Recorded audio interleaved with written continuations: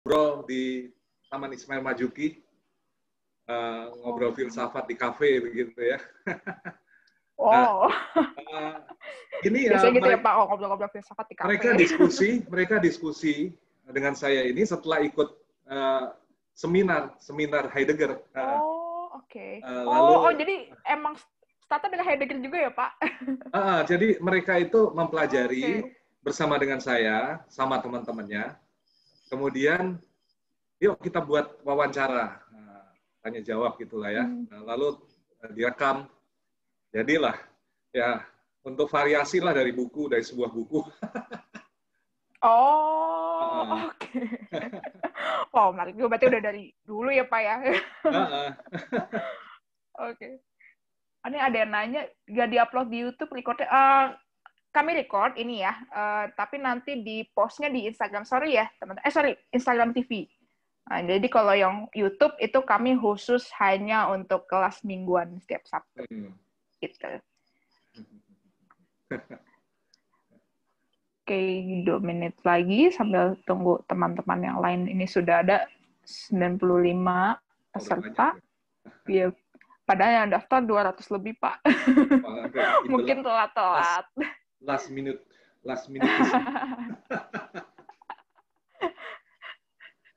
Kami juga dari sekolah juga kadang suka deadliner juga, Pak.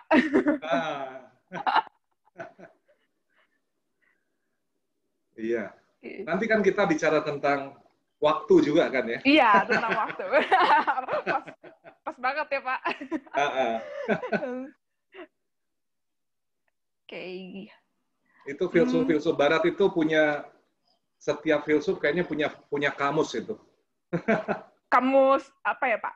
Iya, misalnya kamusnya Sartre, kamusnya Gadamer, kamusnya Bergson gitu ya. Mereka buat kosakata sendiri kan. Iya. Saya juga sebenarnya baca Heidegger juga, ya yang bikin bingung itu sih Pak. Jadi banyak kosakata yang asing ya. Saatnya anak muda untuk melek filsafat ya. Itu misi Sekolah ID teman-teman. Oh bagus ya. Iya. Oke Pak, udah mulai jam 7 nih dan kayaknya juga sudah banyak ya, sudah 108 peserta. Oke, sekali lagi teman-teman, aku ingatkan kalau hari ini kami ngebahas tentang Heidegger ya, mistik keseharian berdasarkan bukunya Pak Budi dengan yang judulnya yang sama ya. Jadi kami membahas, bisa dibilang, oh iya itu cover barunya ya Pak? Iya. Iya, yang saya punya masih cover lama, udah lama juga sih bukunya. Oke Pak, kita langsung mulai aja kali ya sambil mempersingkat waktu juga. Sebagai intro nih Pak, ini selalu pertanyaan ini kami tanya ke setiap narasumber yang kami undang ya. Apa sih yang pertama kali membuat Bapak tertarik dengan filsafat, dan bagi Bapak secara pribadi, filsafat itu apa Pak? Oh iya. Ya kejadiannya boleh dikatakan waktu SMA dulu ya. Dan lama sekali. Waktu SMA, itu kami di Grogol ya, itu mempunyai rumah yang di atas atapnya itu ada teras tempat ya kita bisa santai di sana ya. Nah, teras itu melihat ke langit. Nah, entah bagaimana waktu itu hampir setiap malam saya selalu ke teras itu untuk melihat langit gitu ya.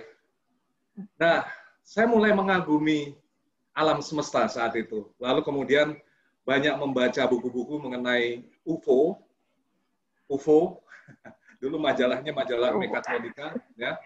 Lalu juga Erich von Daniken. Nah, itu yang sekarang ada di TV sebagai Ancient Alien Theory gitu ya. Oh, yang di history ya Pak?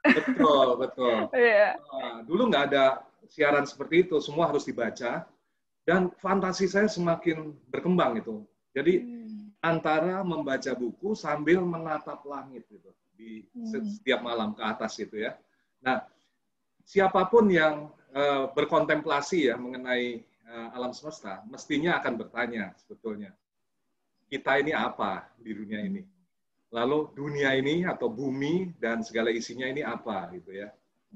Nah, itulah sebetulnya awal-awal ketika saya mulai tertarik untuk ingin tahu gitu ya. Ada rasa ingin tahu yang besar mengenai dasar-dasar kehidupan gitu ya. Nah, bersamaan dengan itu saya juga hobi menulis waktu itu. Tulisan-tulisan pertama saya adalah cerita-cerita detektif yang saya sebarkan ke teman-teman di SMA, di kelas, kalau gurunya mulai membosankan gitu ya. Nah, cerita detektif kan mengejar penyebab terus ya. Nah, sebetulnya siapa pembunuhnya dan sebagainya. Nah, ini juga berkorelasi dengan insting di dalam diri saya, insting intelektual, yang sangat ingin tahu sebetulnya. Nah, akhirnya saat itu terjadi, yaitu saya bisa ketemu dengan orang-orang yang akhirnya mengarahkan saya ke filsafat. Oke, dan itu juga yang mungkin mendorong Bapak juga untuk kuliah filsafat di STFK kira-kira, Pak? Begini, jadi bahwa saya masuk ke Sekolah Tinggi Filsafat Triagara, waktu itu adalah dalam rangka pendidikan. Saya ingin menjadi pastor waktu itu ya. Nah, lalu saya masuk ke pendidikan rohani di Novisiat Serikat Yesus. Lalu akhirnya juga harus masuk ke STF juga ya, Sekolah Tinggi Filsafat. Pesona filsafat itu begitu besar untuk saya. Sehingga saya sebetulnya memproyeksikan hidup saya untuk jadi filsafat. Nah, dari situ saya mulai melihat perbedaan antara menjadi orang yang belajar filsafat dan menyukai filsafat dengan menjadi pastor gitu ya. Oh. Ya, kira-kira begitu. Karena menjadi pastor ya harus tahu filsafat ya. Berarti emang dasarnya emang karena rasa ingin tahu yang besar ya, Pak. Dan memang biasanya itu ya Pak yang memantik pribadi itu untuk mempelajari filsafat ya Pak. Iya, selagi muda dulu kan rasa ingin tahu besar ya. Iya. Lewat proses kan berkembang gitu ya. Ya. Oke Pak, sekarang kita masuk ke pembahasan Heidegger nih Pak. Umumnya orang-orang itu mengenal Heidegger itu berkaitan problem being atau sign dan beings ya, sign-des. Sebenarnya apa sih Pak yang dimaksud dengan sign dalam pandangan Heidegger dan bagaimana pembedaan sign sama sign-des itu ya Pak? Ya. Saya kurang tahu sih pembacaannya gimana. Ya. Dea, ini sebetulnya pertanyaan yang tidak mudah. Bahkan untuk orang yang belajar mengenai Heidegger itu tetap merupakan teka-teki ya. Beberapa buku dan komentar, bahkan kamus yang membahas tentang konsep-konsep Heidegger juga selalu mengantar dengan pernyataan bahwa konsep ini bukan konsep yang mudah gitu ya. Nah, tetapi bukannya Heidegger itu tidak bisa dipahami. Jadi kita juga jangan gentar untuk tidak membaca dia. Maksud saya begini, tetap ada hal yang bisa dipahami. Nah, itu yang ingin saya masuki, yaitu pembedaan antara sein atau being ya, being huruf besar gitu ya, dengan seiende, being gitu ya. Kira-kira. Kalau kita lihat misalnya seperti alam, hutan, sungai, ya, kita lihat ada binatang juga. Kita lihat benda-benda angkasa, bulan, Saturnus, alam semesta, ya, galaksi dan sebagainya. Ini kan kita sebut dengan bahasa Indonesia mereka ada, gitu kan. Termasuk juga sebetulnya isi pikiran kita kan juga ada. Ideologi-ideologi di dalam sejarah itu kan juga ada. Cara berpikir, filsafat dan sebagainya juga ada. Ada, tapi ada dalam kemajemukan ungkapannya gitu ya. Nah, itu disebut mengada atau seiende ya, seiende. Nah, sekarang kalau kita lihat seiende itu atau beings jamak, kan kita bisa bertanya lebih jauh. Ya, apa sebetulnya dasar dari mengada ini? Kenapa memakai kata mengada? Karena ini aktif menunjukkan adanya gitu kan. Apa dasarnya gitu ya? Apa yang menopang itu semua?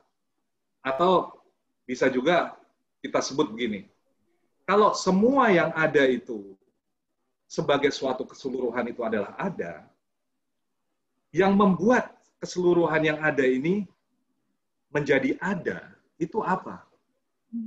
Nah, jawabnya adalah Sein atau being gitu ya. Nah, jelas being adalah transendental terhadap Seiende, begitu kan? Nah, dia tidak mau mengatakan itu Tuhan. Mengapa? Karena Tuhan juga sebentuk pikiran. Maksud saya begini, ada berbagai macam kelompok masyarakat, berbagai macam bangsa, kebudayaan yang berkembang lewat sejarah dan membayangkan yang menopang segala sesuatu itu, ya kita sebut kemudian dengan nama Tuhan, ya itu dengan cara yang berbeda-beda. Nah, Heidegger tidak mau, dia menyebutnya saja Sein dari Seiende, Sein yang menopang. Dia adalah yang menopang segala mengada, sekaligus juga segala yang mengada ini juga yang boleh dikatakan membuat kita bertanya mengenai Sein itu. Nah, Sein ini adalah Tuhan para filsuf sebetulnya karena dia mengatakan begini, Sein ini jangan dibayangkan sebagai majemuk, melainkan singular. Nah, tapi abstrak dan transendental, semacam itu. Oke, berarti Seiende itu ibarat kalau kata Immanuel Kant ya Pak ya, kalau pakai bahasa Immanuel Kant tuh kayak yang ini nggak sih Pak, yang apa ya bahasanya tuh yang nomena gitu nggak sih ya kira-kira atau bagaimana ya Pak?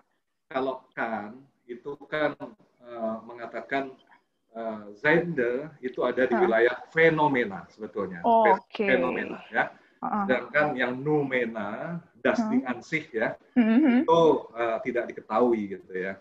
Nah, Heidegger tidak mau berfilsafat dengan das Ding an sich, dia tidak mau, karena dia mempelajari banyak fenomenologi Husserl, dan dalam fenomenologi Husserl itu sudah dipecahkan persoalan das Ding an sich, yaitu dengan Zurück-zu-den-Sachen-selbst. Jadi kembali ke benda-benda itu sendiri, berarti sebetulnya apa yang disebut das Ding an sich oleh Kant itu menampakkan diri. Nah, maka dari itu,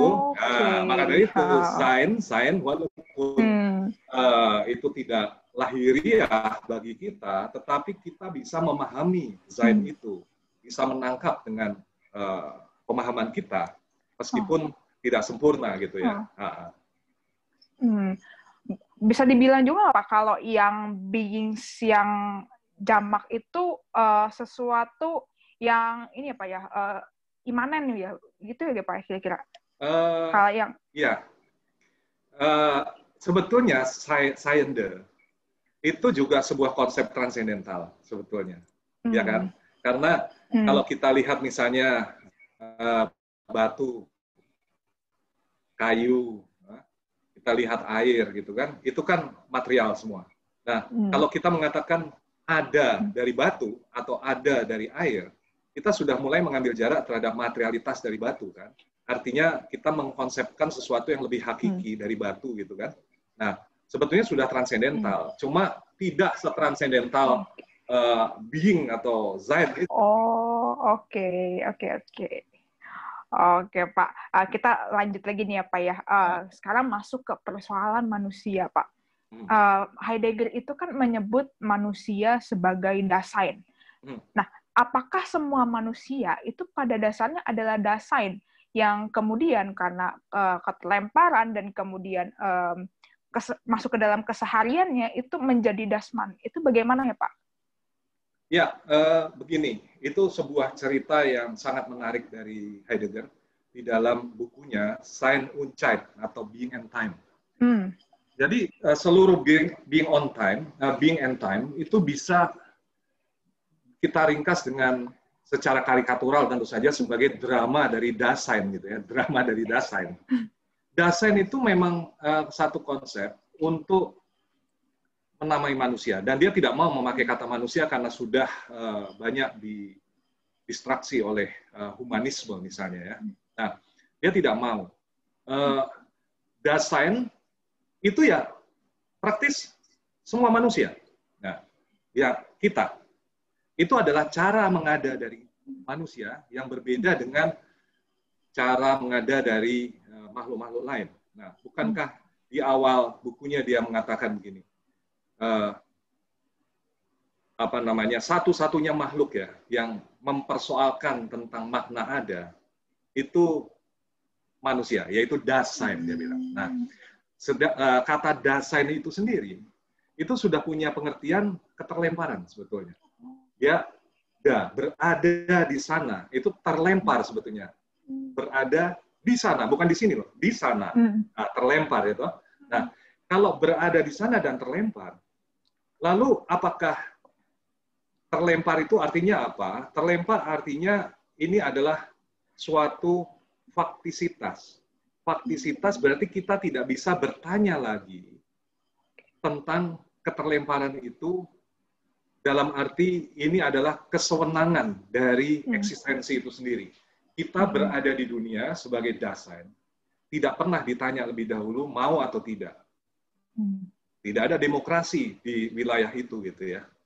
Yang ada adalah ujuk-ujuk atau dengan cara sekonyong-konyong dan sewenang-wenang kita ada di dunia ini. Tidak ada negosiasi mengenai hal itu. Kita ada di dunia, itu adalah keterlemparan. Kita juga tidak tahu mau kemana di dunia ini. Oke, kalau Anda protes, misalnya mengatakan, tahulah bahwa yang menciptakan adalah Tuhan. Menurut kitab Kejadian misalnya. Atau di dalam Al-Quran juga ada. Nah, dia punya penjelasan juga. Dia katakan, itu adalah bentuk-bentuk verstehen. Jadi, Dasein yang terlempar, itu bersamaan dengan dirinya terbuka kepada dunia. Nah, maka dari itu dia berada dalam dunia. Nah, berada dalam dunia itu artinya juga terbuka kepada dunia, dan salah satu bentuk keterbukaan kepada dunia adalah verstehen, memahami. Nah, memahami itu bentuknya bisa macam-macam. Nah, salah satu bentuk memahami adalah mitos. Nah, mitos kan untuk memahami keberadaan dan keterlemparan juga. Nah, kemudian agama juga memahami keterlemparan. Nah, sekarang dengan adanya sains atau spiritualitas atau apapun, itu juga untuk memahami keterlemparan itu. Nah, jadi itu adalah bentuk-bentuk pemahaman tentang asal dan tujuan manusia. Nah, kemudian kalau manusia itu terlempar, menghasilkan kecemasan kan dalam dirinya, tidak tahu dari mana mau kemana, itu sangat mencemaskan. Dia sebut sebagai, kalau dalam bahasa Inggris, Jerman adalah unheimlich, uncanny gitu ya. Itu merasa seperti ada sesuatu yang ganjil gitu, karena kita tidak tahu dari mana dan mau kemana di dunia ini gitu ya. Nah, kecemasan itu adalah kecemasan eksistensial yang otentik menurut dia, dan manusia tidak tahan untuk menghadapi itu setiap hari. Maka dari itu dia harus menceburkan diri dalam kesibukan. Nah, besorgen disebutnya, besorgen, sibuk, pakai gadget, media sosial, lalu ngobrol dengan orang. Nah, salah satu bentuk pelarian dari perasaan cemas eksistensial itu adalah berkerumun. Jadi menjadi orang ya, atau dasman disebutnya. Jadi dasman itu kita temukan sekarang di mana-mana, yaitu ketika orang berkumpul dalam pertandingan sepak bola, ketika orang menonton bioskop, ya kita belanja dan sebagainya, itu adalah dasman, atau juga yang disebut sebagai orang-orang di dalam ruang publik. Nah, demokrasi adalah dasman ya bagi Heidegger. Nah, itu adalah bentuk inotentisitas dari eksistensi Dasein gitu ya. Jadi otentik kalau cemas dengan keterlemparannya, inotentik kalau lari dari kecemasan itu gitu. Kira-kira begitu. Oke, Pak. Berarti emang ini ada kaitannya banget sama tentang angst ya, Pak ya, tentang kecemasan ya, Pak ya. Betul. Nah, ngomong-ngomong tentang keseharian, Pak. Filsafat Heidegger Bapak tulis di buku Bapak itu suatu transparansi keseharian. Di situ Heidegger menulis, kita sudah terlalu bergerak dalam pemahaman tentang being, maka dalam keseharian pun kita dapat memetik pemahaman tentang ada. Itu maksudnya gimana ya Pak ya? Ya, begini, apa yang disebut keseharian itu oleh Heidegger disebut ontis.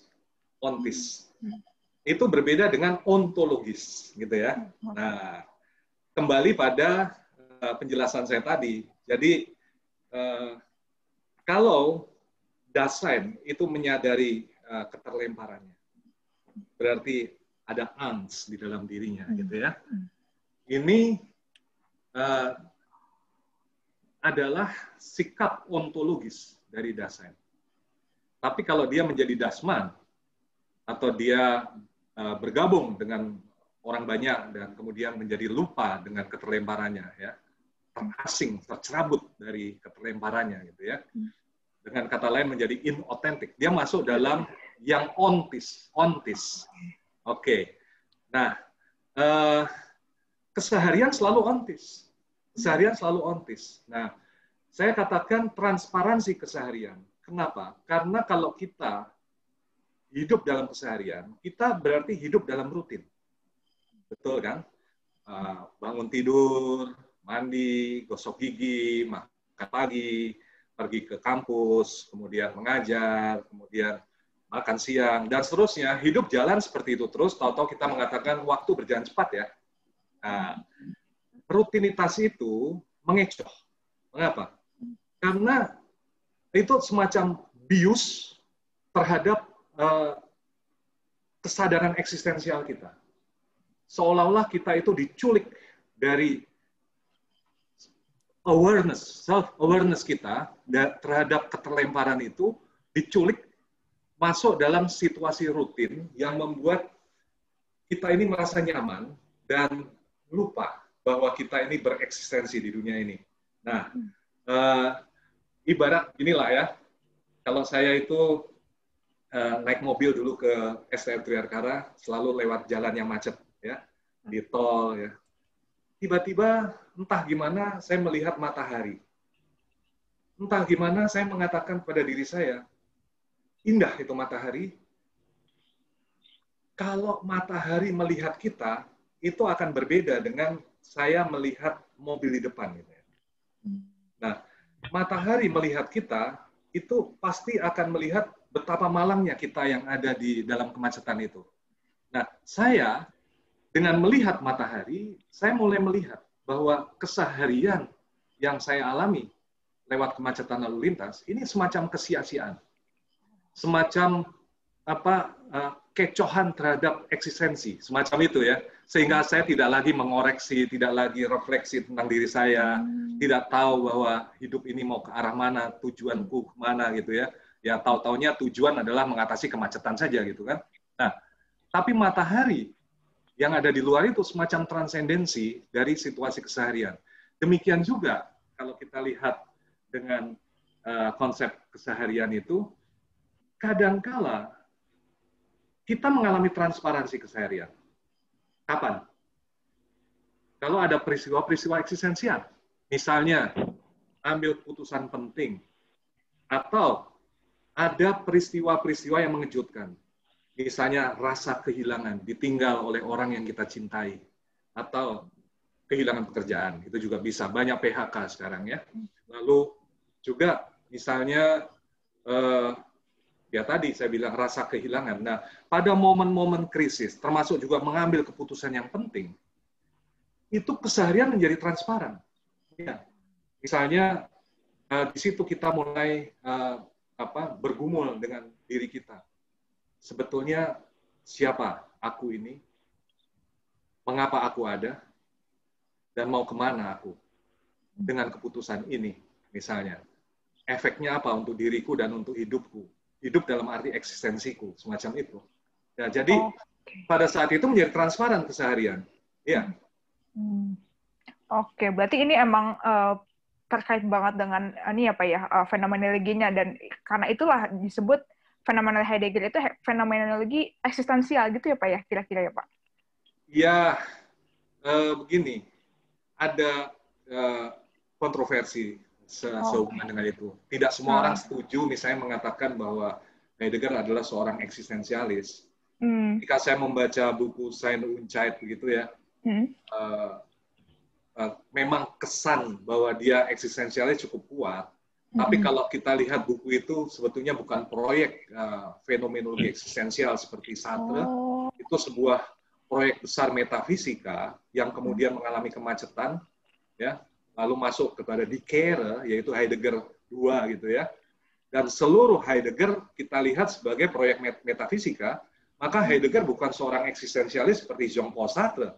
Sartre sendiri sebetulnya seorang yang ya dalam arti tertentu Heideggerian, tapi dalam pengertian Sein und Zeit, bukan dalam pengertian Heidegger 2 ya. Nah, mungkin Sein und Zeit itulah penyebab Heidegger disalah mengerti sebagai seorang eksistensialis. Sebetulnya tidak, karena itu buku yang belum jadi gitu ya, buku yang belum jadi, mengalami kemacetan. Tapi yang belum jadi aja sudah bikin ribut gitu. Waduh, berarti emang wajar ya Pak ya kalau emang nggak ngerti being and time ya Pak, karena itu juga belum selesai ya Pak. Iya. Oke Pak, berarti berdasarkan pemikiran Heidegger, bagaimana Heidegger memahami dan memaknai waktu, dunia, dan kehidupan Pak? Nah, wah ini pertanyaan yang menarik dan Anda mengajukan pertanyaan-pertanyaan yang memang sangat mendasar di sini dan cocok dengan apa yang dibahas oleh Heidegger. Jadi Anda tanya tentang waktu, dunia, dan kehidupan gitu kan? Oke, ada 3 hal itu ya. Saya pelan-pelan ini. Pertama, itu mengenai kehidupan. Ingat, konsep life atau kehidupan itu di dalam filsafat itu sudah diartikan secara naturalistik, yaitu kehidupan secara biologis. Yang sangat bertanggung jawab untuk ini adalah orang seperti Dilthey, yang berasal dari filsafat kehidupan, Lebensphilosophie, bersama dengan Schleiermacher juga ikut berpengaruh di sana, romantisme ya. Lalu Henri Bergson yang ada di Prancis ya dengan vitalismenya, dan jangan lupa Friedrich Nietzsche ya.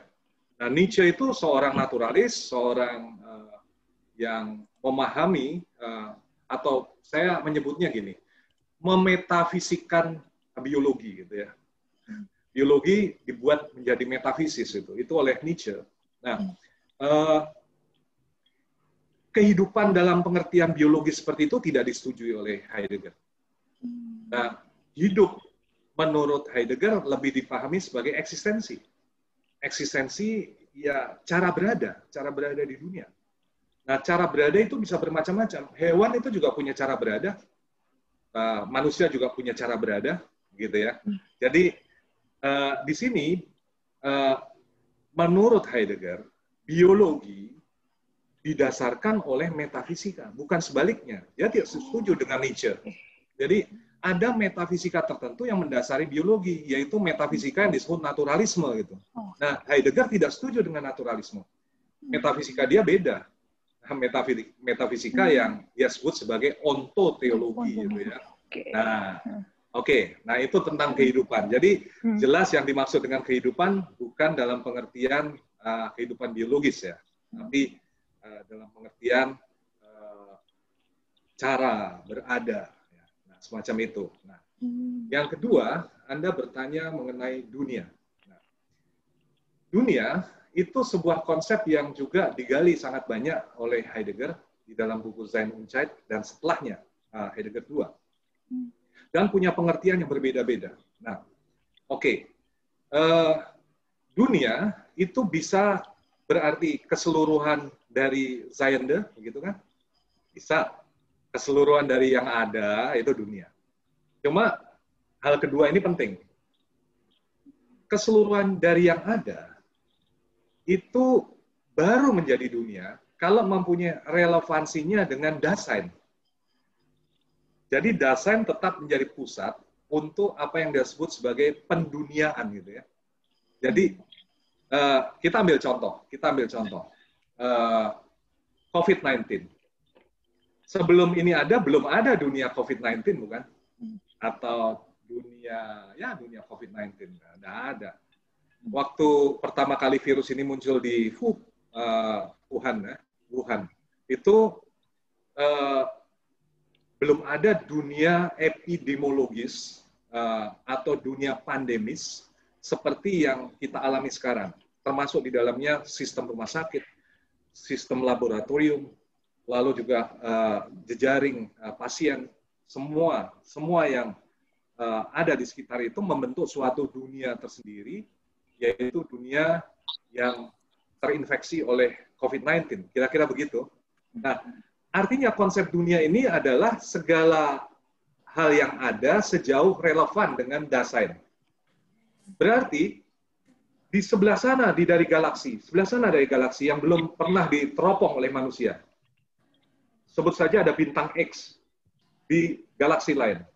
Belum pernah dikenali oleh manusia. Tidak termasuk dalam dunia manusia.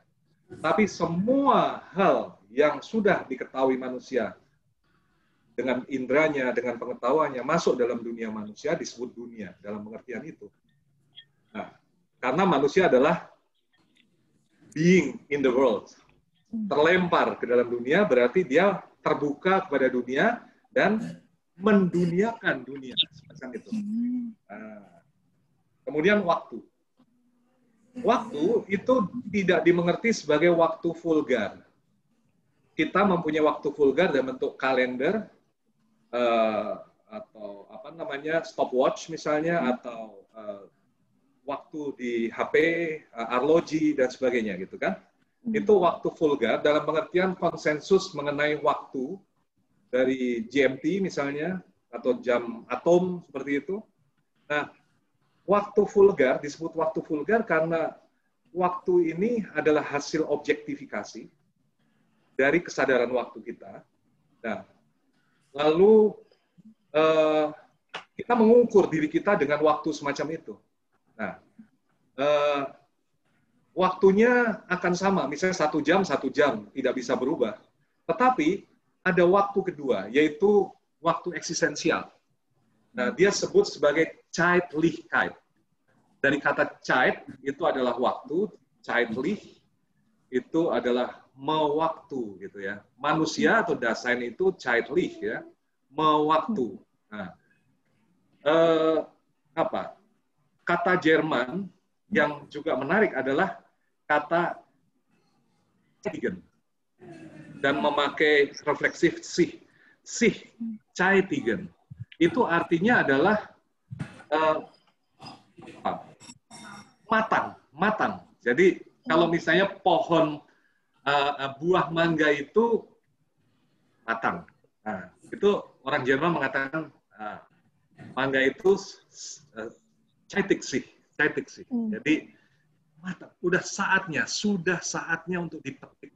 Sudah saatnya. Nah, sudah saatnya dipetik. Nah, dalam pengertian itu, maka Dasein itu mewaktu, berarti Dasein itu sendirilah yang membuat hal-hal di sekitarnya terpaut dengan dirinya menjadi temporal dan mewaktu.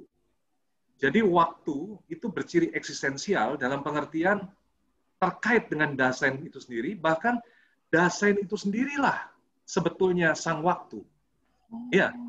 Nah, kenapa? Karena Dasein itu sebetulnya adalah dia sebut sebagai Sein zum Tode atau berada menuju kematian. Yaitu di tepian waktu dari Dasein itu adalah mati. Itu adalah akhir dari Dasein. Berarti kalau kita ini sekarang menghapus semua petunjuk waktu vulgar itu, sebetulnya apa yang dilakukan oleh Dasein? Sebetulnya dia bergerak menuju ketiadaan, bukan? Nah, bergerak menuju ketiadaan tanpa suatu kesadaran waktu. Misalnya kalau sekarang dikatakan bahwa dokter memutuskan karena kamu sakit berat ya, 3 bulan lagi meninggal, begitu. Itu kata 3 bulan itu adalah waktu vulgar ya. Sebetulnya Dasein tidak terkait dengan waktu vulgar itu dalam hal eksistensinya. Setiap saat dia bisa mati. Setiap saat dia sangat mungkin untuk tidak bereksistensi lagi, tidak perlu 3 bulan gitu kan. Nah, dalam pengertian seperti itu, maka dari itu waktu terkait dengan pengambilan keputusan. Nah, maka ada waktu yang otentik dan tidak otentik. Waktu yang otentik, saya ambil waktu masa kini aja ya, karena ada masa lalu juga. Kalau Anda mengambil keputusan yang tepat, lalu Anda punya tekad menjadi resoluteness, abgeschlossen dalam bahasa Jerman ya. Nah, ini resoluteness ini, tekad yang besar ini untuk mengambil keputusan itu adalah waktu. Lalu Anda bertekad untuk melakukan apa yang sudah diputuskan, tidak bisa lain, tidak bisa mundur lagi, itu adalah waktu. Itu yang disebut saat kini, saat kini. Nah, saat kini dalam pengertian eksistensial gitu ya. Iya. Oke, Pak. Oke, saya mulai paham sedikit nih Pak tentang Heidegger yang sebelumnya saya udah kesusahan untuk memahami Heidegger. Berarti kalau begitu Pak, apakah filsafat Heidegger bisa dikategorikan sebagai filsafat sebagai laku hidup? Jika ya, bagaimana mengimplikasikannya dalam keseharian kita, Pak? Ya, begini. Saya menulis buku ini, Heidegger dan Mistik Keseharian, bukan semata-mata untuk katakan mau berdiskursus secara filosofis gitu ya. Nah. Bukan juga untuk mahasiswa filsafat, tapi untuk umum. Karena ada nilai dari pemikiran Heidegger untuk kehidupan kita gitu ya. Saya sebut kalau Anda suka dengan kata itu ada sesuatu yang spiritual di dalamnya gitu kan. Nah, ya kalau kita mendalami pemikiran Heidegger, kita akan ditolong banyak. Misalnya hidup kita menjadi tidak dangkal, tidak mudah ikut-ikutan dengan orang lain, tidak mudah menjadi dasman, kira-kira begitu ya. Kita menjadi lebih kritis, ya, menjadi lebih kritis. Nah, kedua, kita juga mulai bisa merenungkan secara lebih mendasar keberadaan kita di dunia ini. Untuk apa dan mengapa. Karena salah satu hal yang terpenting yang ditawarkan oleh Heidegger adalah suatu dorongan untuk menemukan apa yang dia sebut sebagai Vorhaben atau rancangan hidup. Nah, berarti Heidegger ini dengan filsafatnya atau ontologinya menolong banyak orang, asal orang-orang mau membacanya dengan sabar gitu ya. Untuk ambil keputusan yang baik untuk hidup, untuk menyediakan hati untuk menarik diri dari orang banyak supaya mendapatkan ketenangan dan self-awareness macam itu, dan peace of mind ya, peace of mind itu sangat penting untuk ambil keputusan, bahkan untuk menyadari kegalauan dan kegelisahan dalam dirinya, dan kegalauan dan kegelisahan yang disadari itu lama-kelamaan juga akan menjadi harmonis dalam dirinya dan menjadi tenang, semacam itu. Oke, Pak. Berarti emang bisa ya, Pak ya, untuk dikatakan sebagai laku hidup dan bisa kita terapkan dalam keseharian kita ya, Pak. Menurut pendapat saya, ya oke. Mungkin ada yang tidak setuju ya, tapi boleh ya. Dia sebetulnya menawarkan suatu spiritualitas, seperti juga stoicisme itu juga bisa dipakai sebagai spiritualitas semacam itu. Nah, Heidegger juga bisa. Oke, Pak. Pak, terakhir nih, Pak. Nah, ini mungkin bagi banyak orang ya, Pak, dan mungkin bisa jadi mungkin ini mitos saja. Heidegger itu adalah pemikir yang sulit untuk dipahami. Dan tentu ya kita nggak bisa untuk terima opini tersebut secara mentah-mentah ya, Pak. Menurut Bapak sendiri, kalaupun Heidegger sulit untuk dipahami, apa yang menjadi poin penting dari filsafat Heidegger, Pak? Oke. Ada dua menurut saya. Ya. Yang pertama, menyediakan kondisi pikiran, pemikiran, dan hati, gitu ya, untuk ambil keputusan eksistensial. Ya, nah, menurut saya itu satu poin pertama. Kalau Anda membaca dengan baik-baik Heidegger, tidak semata-mata sebagai sebuah bahan filsafat dan tidak semata-mata sebagai tugas untuk ujian metafisika dan sebagainya, begitu ya. Ini sebagai sebuah pemikiran yang menawarkan, tadi Anda sebut laku hidup, gitu ya. Maka Anda akan menemukan Heidegger itu menolong kita untuk peace of mind, menolong kita untuk menyediakan kondisi yang baik untuk mengambil keputusan dalam hidup kita sehingga hidup kita ini lebih bermakna. Dan kita tidak takut menuju pada kematian kita. Kira-kira begitu ya. Itu satu ya. Oke. Yang kedua,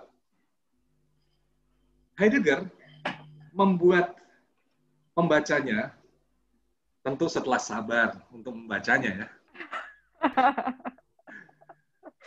Dia penuh dengan pesona ya, penuh dengan pesona karena justru ulasannya yang penuh dengan saya sebutnya sebagai kekuatan meditatif gitu ya. Itu ya membuat dia mempesona. Dalam segala pesonanya kita tidak bisa lepas dari teks yang dia tulis. Nah, kita ingin tahu terus sebetulnya ujungnya kemana dan keseluruhannya ini punya makna apa gitu ya. Nah, setelah kita mendalami dia, kita menjadi rileks. Nah, ini penting, rileks. Tapi secara intelektual, dalam arti gini, kita menjadi tidak fanatik dengan sesuatu, tidak terobsesi dengan sesuatu. Kita tidak bisa, seorang pembaca Heidegger ya, tapi pembaca yang baik tentu saja, mestinya tidak bisa menjadi orang yang fanatik dalam agama, tidak bisa menjadi radikal, lalu meledakkan bom di ranselnya, semacam itu ya. Seorang yang membaca dengan tepat Heidegger, itu rileks. Juga terhadap teknologi menjadi rileks. Dia sebut sebagai Gelassenheit. Itu kata Jerman untuk ketenangan, solitude, ya. Tapi juga gelassen, membiarkan. Let it be, gitu ya. Nah, ini rileks. Nah, sikap rileks ini ditawarkan oleh Heidegger ke dalam filsafat. Mengapa? Karena filsafat tidak rileks. Filsafat itu gempur-gempuran isme. Dari isme satu ke isme lain, tidak pernah setuju, tapi tidak pernah juga menarik diri dari situ. Jadi, dia menawarkan sikap yang rileks. Tidak ada sesuatu yang absolut dalam segala hal begitu. Jadi rileks. Biarkan hal-hal itu ada, nanti ada penyingkapan-penyingkapan baru di depan yang kita tidak tahu dalam bentuk peristiwa. Eraiknis dia sebut gitu ya. Oke Pak, wah berarti ini insightful banget Pak untuk saya pribadi ya Pak. Ternyata Heidegger memang mendalam itu ya Pak, dan sekarang saya benar-benar paham bahwa Bapak bisa bilang pemikiran Heidegger ini sebagai suatu mistik keseharian, mistik dalam arti lebih memaknai hidup ya Pak ya? Betul sekali, Anda memberi catatan yang baik karena saya pernah ditelepon beberapa kali. Pada waktu itu ada siaran-siaran mistik di TV, lalu dia tanya tentang horor dan sebagainya, apa hubungannya dengan Heidegger? Agak sulit gitu. Oke. Ini Pak udah banyak pertanyaan Pak, dan kita masih ada waktu sekitar 20 menit. Ini pertama ada dari Marco Pomato. Dinamika hidup keseharian merujuk orang menuju kecemasan itu sendiri. Dari Kierkegaard, angst sudah muncul sebagai fenomena eksistensial. Pertanyaannya Pak, apakah Dasein merupakan bentuk kecemasan? Dan apakah Dasman sendiri merujuk pada kegagalan manusia menjadi Dasein? Oke. Ini pertanyaan yang bertolak dari suatu pemahaman yang lumayan bisa dikaitkan dengan keseluruhan pembicaraan kita sore hari ini. Yaitu, kalau menjadi otentik, Dasein itu transparan juga dengan keterlemparan dan dengan kecemasannya, begitu ya. Oke, itu benar ya.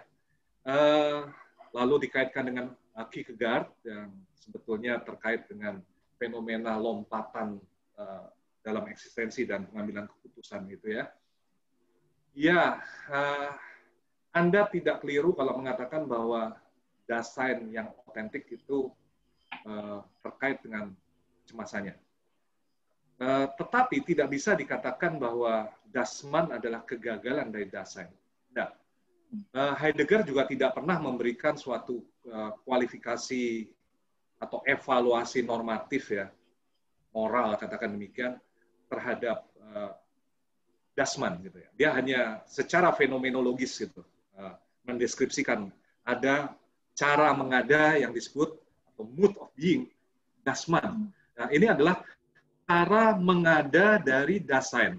Nah, Dasein, manusia sebagai Dasein itu bisa mempunyai cara mengada yang berbeda-beda, kadang-kadang otentik, kadang-kadang inotentik gitu. Dan dia tidak mau mengatakan bahwa orang harus terus otentik. Nah, tapi kadang-kadang otentik, kadang-kadang inotentik. Itu adalah fakta dari Dasein. Ya, saya tidak akan mengatakan bahwa Das Man adalah kegagalan dari Dasein kalau membaca Heidegger, melainkan itu adalah salah satu cara berada, mood of being dari Dasein. Ya tentu saja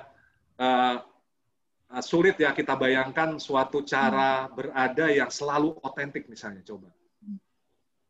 Itu tegang terus ya, dengan kematian, tegang terus dengan, ya kadang-kadang ya kita tidak otentik ya nggak masalah, kadang-kadang otentik. Tapi jangan terus-terusan menjadi Das Man. Memang kalau terus-terusan menjadi Das Man, ini adalah kegagalan menjadi manusia juga gitu ya.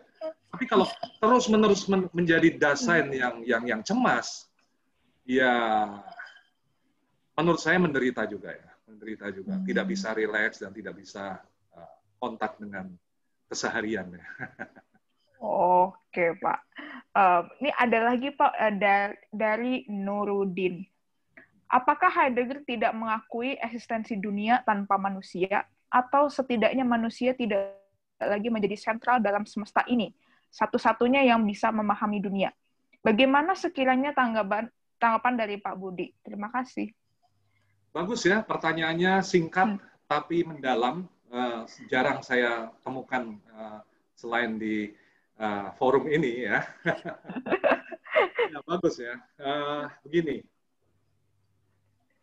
Dunia tanpa manusia tentu diterima oleh Heidegger, yaitu being atau Sein itu sendiri tentu melampaui manusia ya. Nah, cuma begini, Sein und Zeit itu memang tertaut cukup kuat pada Dasein. Tapi tidak ingin mengatakan bahwa Sein und Zeit itu antroposentris. Oh tidak, tidak berpusat pada manusia. Dia berpusat pada ada. Sehingga Dasein itu adalah salah satu mengada sebetulnya, yang bertanya tentang ada gitu kan. Jadi bukan Dasein itu pusat gitu.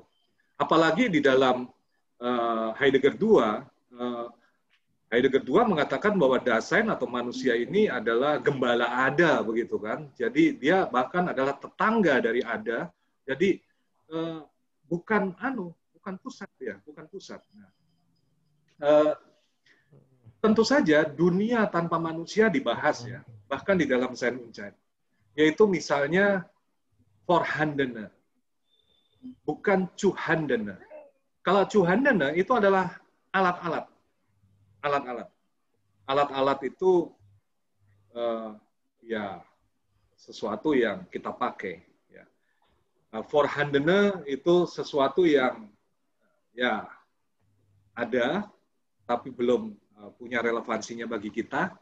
Ya, misalnya sebidang tanah ya, yang entah ada di mana, belum menjadi real estate ya, tentu itu belum relevan untuk kita ya. Adalah dunia yang saat ini tidak tertaut dengan manusia. Nah, dunia yang tidak tertaut pada manusia sesuatu yang ada juga dengan cara mengadanya yang dia sebut sebagai beings huruf kecil itu. Jadi dia tidak antroposentris, jelas tidak. Ya. Dia melawan pandangan Kartesian misalnya cogito ergo sum gitu. Di dalam awal buku Zen Uncet tertulis persoalannya bukan cogito, melainkan sum, yaitu ada esse, bukan cogitare. Cogitare adalah berpikir. Nah, ini adalah masalah dalam filsafat kesadaran selama zaman modern, yaitu Heidegger dan Descartes dengan para pengikutnya sampai Hegel, ya, yaitu bahwa seluruh alam semesta ini, dunia dan segala isinya, termasuk Tuhan bahkan, coba dikonstruksi hanya dari akal dan pikiran dan cogito manusia, kira-kira begitu. Nah, Oke, Pak. Berarti emang ini itu yang juga penting adalah sum atau esse, being. Berarti ini juga otomatis mengkritik ciri khas pemikiran modern ya, Pak ya? Iya. Heidegger ini. Iya, jadi kritik atas filsafat kesadaran sebetulnya sudah ada pada Heidegger ya. Oke, Pak. Ini ada pertanyaan lagi dari Mbak Jessica Layantara yang juga mengajar di UPH. Apakah manusia yang memiliki waktu untuk bersendirian biasanya lebih otentik daripada yang berkumpul? Jika demikian, saat PSBB atau lockdown ini seharusnya menjadi wadah seseorang merefleksikan dirinya. Tapi mengapa pada kenyataannya banyak orang yang justru mengalami mental breakdown? Apakah karena tidak menyadari angstnya atau karena terlalu biasa dengan everydayness? Bagaimana, Pak, kira-kira? Ya. Kita kenal dalam filsafat, di dalam pertanyaan sudah ada jawaban gitu ya. Nah, apa yang ditanyakan oleh saudari Jessica ini mengandung jawaban di dalamnya, yaitu sebetulnya orang-orang yang tidak tahan dengan kesendirian itu bisa karena dia terbiasa dengan kerumunan, terbiasa berkerumun, terbiasa bersama-sama dengan yang lain. Nah, sedangkan orang yang menarik diri dan kemudian menjadi damai dengan dirinya, nah, dengan keheningan di dalam dirinya, menjadi akrab dengan kesendiriannya. Orang-orang seperti ini sebetulnya adalah orang-orang yang juga terbiasa dengan kesendirian, kira-kira begitu kan? Nah, terbiasa dengan kecemasannya. Tunggu sebentar. Di dalam PSBB, orang menarik diri ke dalam, tetapi tidak sungguh-sungguh menjadi diri sendiri loh. Mereka juga masih terkoneksi dengan internet, dengan Facebook, dengan Twitter, dengan medsos yang lain ya, WA dan seterusnya. Artinya masih ada dasman di dalam WA loh. Iya, Instagram juga penuh dengan dasman di situ. Jadi ya masih ada di sana. Kalau bisa matikan semua lalu menghadapi diri sendiri sebagai dirinya sendiri gitu kan. Kalau awal-awal itu menggelisahkan. Itu adalah pemutusan hubungan dengan dunia, isolasi sesungguhnya, itu menggelisahkan, pasti menggelisahkan, bisa menghasilkan mental breakdown tentu saja. Tapi kalau orang berhasil melampaui tahap itu dan dia bisa berdamai dengan dirinya, latihan itu bisa menghasilkan ketenangan. Dia bisa menghasilkan kemantapan dengan dirinya. Nah, satu, itu hal yang ingin saya katakan. Yang kedua, manusia dan Heidegger itu tetap bukan seorang yang egosentris di dalam Zen Uncet ya. Dia mengatakan ada konsep Mitdasein atau Co-Dasein. Berarti mit itu adalah with. Berarti manusia dalam bereksistensi itu juga bereksistensi bersama dengan yang lain. Maka dari itu ada dasman kan. Nah, jadi kategori dari Heidegger itu bukan sekedar gini. Dasein seorang diri, kemudian dasman itu adalah kerumunan. Ada kategori yang ketiga, Mitdasein. Nah, Mitdasein ini bukan dasman. Ini adalah kondisi ketika Anda sendirian, Anda menjadi otentik, tapi juga kemudian masih berhubungan dengan orang lain, tapi bukan sebagai kerumunan. Melainkan orang lain sebagai personnya, sebagai orang yang juga otentik dengan dirinya gitu ya. Nah, bentuk hubungan semacam itu dalam sosiologi disebut komunitas, sebetulnya dalam sosiologi ya. Tapi dalam eksistensialisme disebut, atau dalam filsafat Heidegger, Mitdasein gitu ya, atau Mitsein, berada bersama gitu kan. Nah, jadi mental breakdown itu terjadi karena satu, belum terbiasa menghadapi kesendirian dan dirinya sendiri. Kedua, tidak berani meneruskan kesendiriannya dan menjadi biasa dengan itu. Nah, ketiga, lupa bahwa menyendiri itu tidak bisa sungguh-sungguh menyendiri. Kesendirian itu juga didukung oleh orang lain, berarti harusnya dalam kesendirian tidak akan ekstrim, tetap juga ada hubungan dengan orang lain. Nah, kalau kita ada hubungan, misalnya di dalam rumah retret gitu ya, yang sepi, kan tetap ada makan bersama di sana, walaupun diam saja, tetap ada doa bersama, tetap ada katakan melihat taman dan orang-orang yang bekerja di sana. Artinya tetap ada hubungan dengan orang. Kalau sama sekali total isolasi, ya tentu mental breakdown akan terjadi gitu kan. Harus Mitdasein gitu. Oh, oke, Pak. Ini pas banget, Pak. Tadi Bapak singgung sosiologi, dan ini ada juga pertanyaan yang membahas tentang itu. Izin bertanya, Pak, beberapa sosiolog menyesuaikan kerangka Heidegger, being in the world menjadi being in multiple worlds. Untuk menjelaskan mengadanya di dunia digital hari-hari ini, misalnya seperti orang yang menemukan dirinya dalam game online, apakah Pak Budi setuju terkait itu, mungkinkah seorang Dasein memiliki atau merasa sorge dalam dunia digital? Bagaimana, Pak? Ya, sorge. Oh, sorge ya bacanya. Saya nggak ngerti bahasa Jerman. Ya, begini. Seorang gamer, gitu ya. Ini kan inti pertanyaannya, seorang gamer. Itu juga Dasein, ya. Jadi tidak bisa dikatakan gamer itu adalah non-Dasein atau bukan Dasein. Nah, tidak bisa. Dia Dasein, berarti dia punya sorga dalam dirinya. Sorga dalam arti terbuka. Nah, keterbukaan ini diarahkan pada game. Maka sorganya juga pada game. Care pada game. Sorganya juga mungkin pada partner-partner yang ada di dalam dunia game. Jadi game itu juga membentuk wealth atau worlds ya, dunia. Nah, artinya seorang gamer itu juga being in the game ya, being in the WWW ya, World Wide Web ya, semacam itu. Itu juga salah satu bentuk cara berada sebetulnya. Jadi jangan kita membatasi cara berada hanya pada dunia real ini, tapi lewat aktivitas besorgen dalam dunia maya. Nah, dewasa ini kita mengalaminya lewat isolasi di dalam pandemi.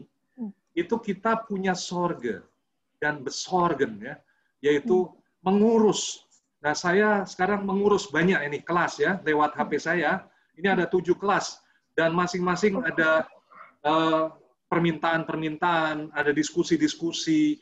Dan ini tingkat kepusingannya bisa 7 kali lipat daripada kalau kelas biasa. Kalau kelas biasa hening-hening sama sekali. Sekarang mahasiswa bisa tanya di malam hari semacam itu. Jadi surga, saya surga juga, tapi juga asik di dalamnya kan begitu. Jadi ini juga suatu dunia digital namanya. Ada tulisan yang bagus mengenai itu dari Rafael Capurro, Homo Digitalis. Itu sangat dipengaruhi oleh Heidegger. Anda bisa baca-baca itu. Tapi saya masih dalam bahasa Jerman. Itu tentang manusia sebagai Dasein yang berada dalam dunia digital itu. Ya. Oke, Pak.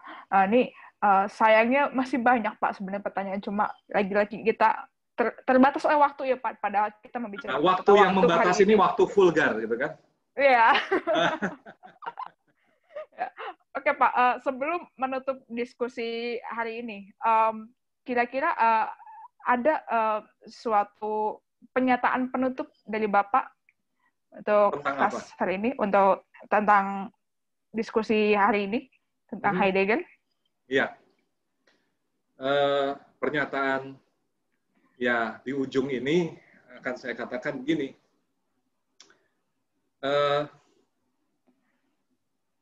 Ya, cobalah untuk menjadi rileks terhadap segala hal.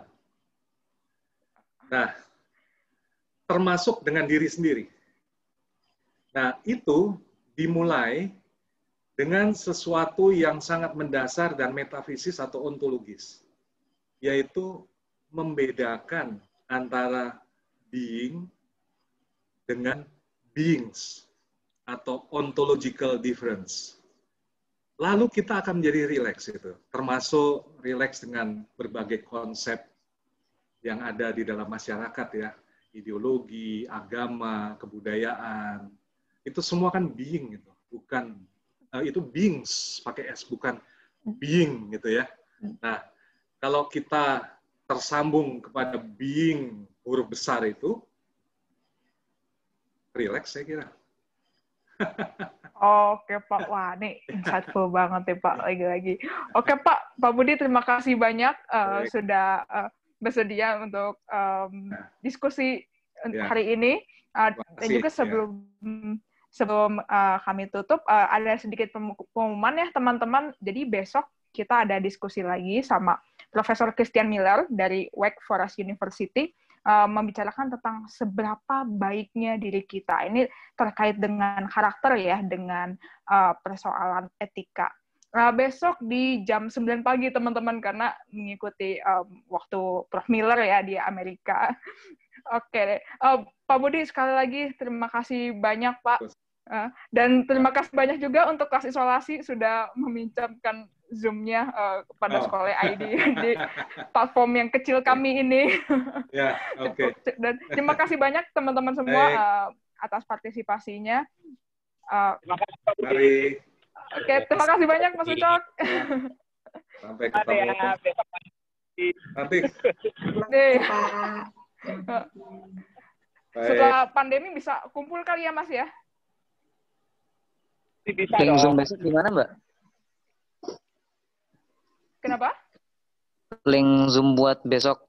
Oh, link untuk Zoom pertemuan untuk besok nanti di email ya? Di email yang sama ya? Iya, oke. Oke, terima kasih teman-teman semuanya. Saya tutup ya untuk diskusi hari ini. Wow, mantap sekali.